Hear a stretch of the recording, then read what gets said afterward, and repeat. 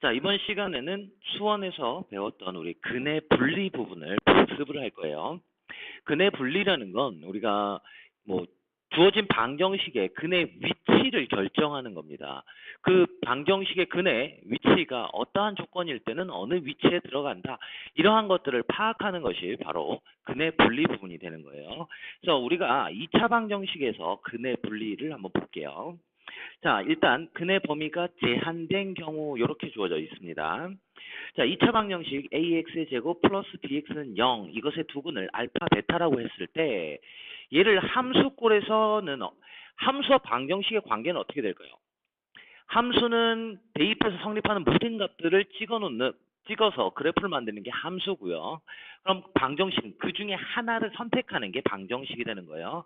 그러면 우리가 2차 함수를 fx는 ax의 제곱 플러스 bx 플러스 c라고 두었을 때 얘가 0이 나왔어. 즉 y값이 0이 되는 거죠. 이게 바로 2차 방정식 꼴이 되는 거예요. 그러면 2차 방정식은 2차 함수에서 어딜 보는 것과 같다?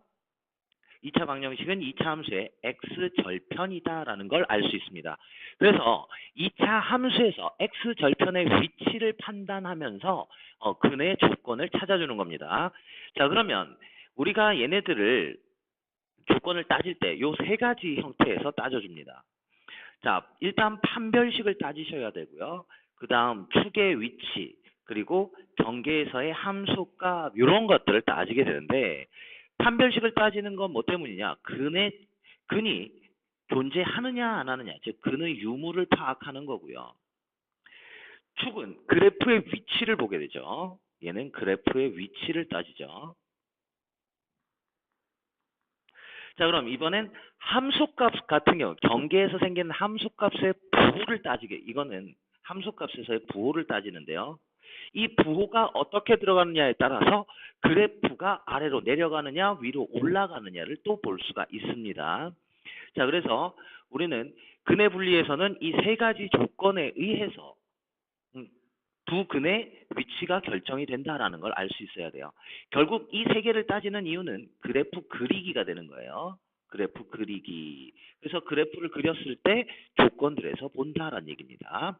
자, 그럼 이제 첫 번째, 두 근이 모두 K보다 작을 때요. 알파도 K보다 작고 베타도 K보다 작을 때 이때가 된다는 얘기예요. 자, 두 근이 K보다 작다니까 두 근이 존재해야 된다는 얘기입니다. 자, 그러면 근이 존재해야 되니까 뭐가 되죠? 판별식은 0 이상이 돼야 돼요. 일단 이 두 알파와 베타가 같다 다르다라는 말이 없기 때문에 판별식에 등호를 줄 수 있는 거예요. 자, 그러면 두 근이 존재하니까 아래로 볼록인 상태로 우리가 예를 들게요. X축에서 뭐 두 점이 만난다 이렇게 볼 수가 있겠죠. 그래서 여기를 하나를 알파 하나를 베타 이렇게 둘 수 있는 조건이 바로 D에서 나오는 거고요. 그 다음 축은 어때요? 축. 자, 축 같은 경우에는 여기가 되는 거죠. 여기. 자, 축은 어떻게 구하죠? 두 근의 중점이 됩니다. 그래서 알파 플러스 베타의 반이 되는데, 자, 근각에서의 관계에서 ax의 제곱 플러스 bx 플러스 c는 0에서 두 근의 합은 얼마예요? 마이너스 a분의 b가 되는 거지. 자, 그럼 알파 플러스 베타가 요거니까요. 따라서 축은 마이너스 2a분의 b를 보게 된다는 얘기입니다. 자, 그런데 우리가 보는 k 값이 어떻게 돼요? 두 근보다 큰 쪽이니까 커야 되는 거죠. 그럼 k의 위치는 요쯤 이렇게 잡힌다는 얘기야. 자, 그랬더니 이 k라는 값은 축보다 어느 쪽에 와 있어요? 오른쪽에 가겠네 라는 걸 알 수 있겠다라는 얘기죠. 그래서 두 번째로 따지는 게 축의 위치가 k보다 작아야 된다는 얘기예요. 자, 그 다음 세 번째는요. 요 k값, 요 k값과 함수가 만나는 점, 즉 fk 값이 부호가 어떻게 되는 거예요? 자, 함수가 이렇게 올라가서 k에서의 함수값은 x축 위에서 만나게 되는 거죠. 그래서 함수값은 양수구나. 그래서 양수. 요 세 개의 조건이 만족을 시켜줘야지만 뭐가 된다고? 두 근이 k보다 작구나라는 걸 알 수가 있습니다. 자, 그래서 두 근이 모두 k보다 작을 때는 판별식이 0 이상이고요. 그런데 여기서 알파와 베타가 달라. 서로 다른 두 근 이렇게 들어가면 판별식은 그냥 0보다 크다라고 들어가시면 돼요. 그 다음에 축은 K보다 작은 쪽으로 그려져야 되고요. 그 다음 K에서의 함수값, 즉 FK는 양수여야 그래프가 지금 여기처럼 이렇게 그려져서 두근 알파 베타는 K보다 작구나 이것을 알 수 있습니다.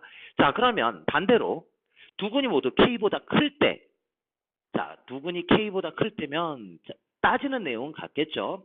자, 여기가 알파고 여기가 베타면 K는 어느 쪽에 와야 된다고?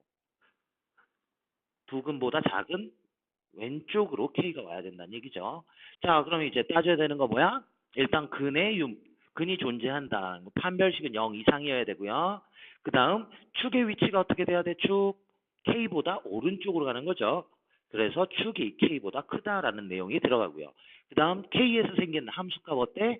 양수구나. 이것을 우리가 알 수 있습니다. 그래서 여기 그래프처럼 그려져야 된다라는 얘기죠. 자, 이것과 마찬가지로 조건들이 바뀔 수도 있어요. 그러면 그때그때 그래프를 그려가면서 해석을 하면 조금 더 쉽게 판단할 수가 있습니다. 그럼 이번에는 두 근 사이에 K가 들어갔어요. 즉 K는 알파라는 근보다는 크고 베타라는 근보다는 작을 때야. 자, 그러면 일단 두 근이 이렇게 존재해야 되겠죠. 그래야 그 사이로 K를 집어넣을 수 있으니까. 자, 그럼 알파와 베타 사이에 K라는 값이 들어갔어. 그럼 이 K라는 값이 축의 오른쪽인지 왼쪽인지는 우리가 알 수가 없다라는 얘기입니다. 그러니까 따질 수 있는 게 딱 하나예요. 뭐만? 함수값만 따지시면 돼요.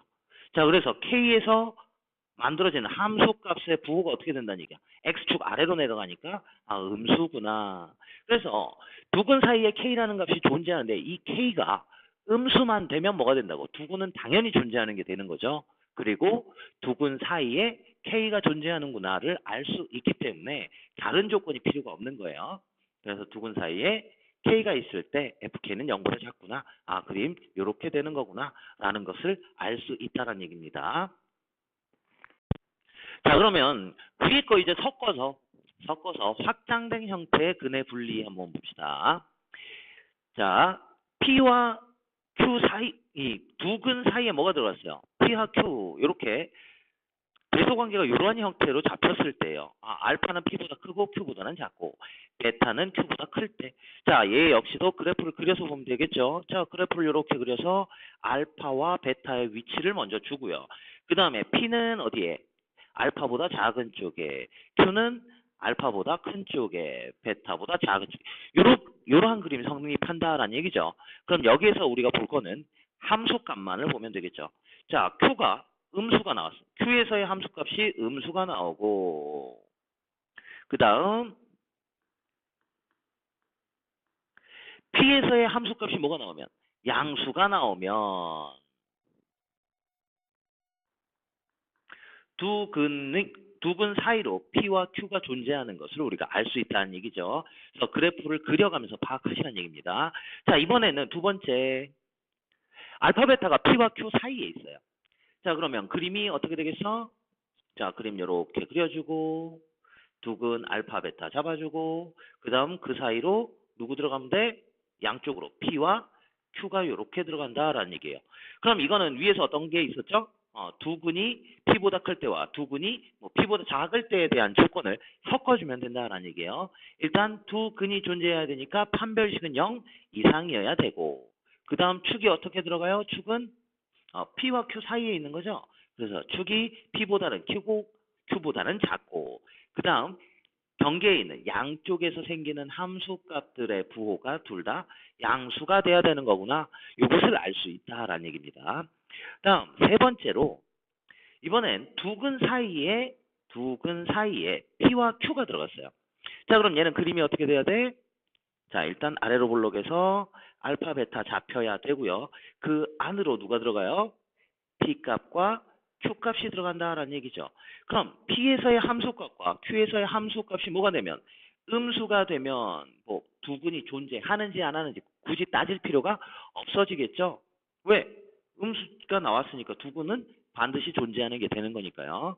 자, 그래서 이때는 두 함수값만을 보면 돼요. FP는 0보다 작고 FQ는 0보다 작다. 그래서 각각에서 생기는 그래프와 그거에 따른 조건들을 같이 연결할 수 있도록 공부를 하시기 바랍니다. 자, 그러면 여기에다가 하나를 더 추가해 볼까요? P와 Q 사이에 한근이 존재할 조건. 자, P와 Q 사이에 한근이 존재할 조건. 자, 그럼 이런 건 어떻게 들어갈까요? 자, 그러면 값이 이렇게 들어가겠죠. 여기에 PQ가 이렇게 존재할 때도 있고 PQ가 이렇게 존재할 때도 있겠죠. 그래야 P와 Q 사이에 한근이 들어갈 거니까요. 아, 그래서 이럴 때는 한 방에 두 개를 나눠서 계산하는 게 아니라 FP 곱하기 FQ가 0보다 작으면, 그러니까 양쪽의 함수값의 부호가 다르면요. 이런 꼴이던가 이런 꼴이던가 해서 근이 사이로 하나 들어간다는 거 우리가 알 수 있어요. 자, 여기까지 정리를 할 수 있어야 됩니다. 근데 이것을 정리하는 이유가요. 우리가 치환된 방정식에서 우리가 뭐 지수함수고 지수 방정식이고 로그 방정식이고 간에 치환을 해서 값을 해결하잖아. 그랬을 때 그 치환된 방정식의 근의 위치를 판별하면서 얘네들의 조건을 같이 연결을 할 수 있어야 되기 때문에 이 부분을 꼭 기억해 두시기 바랍니다.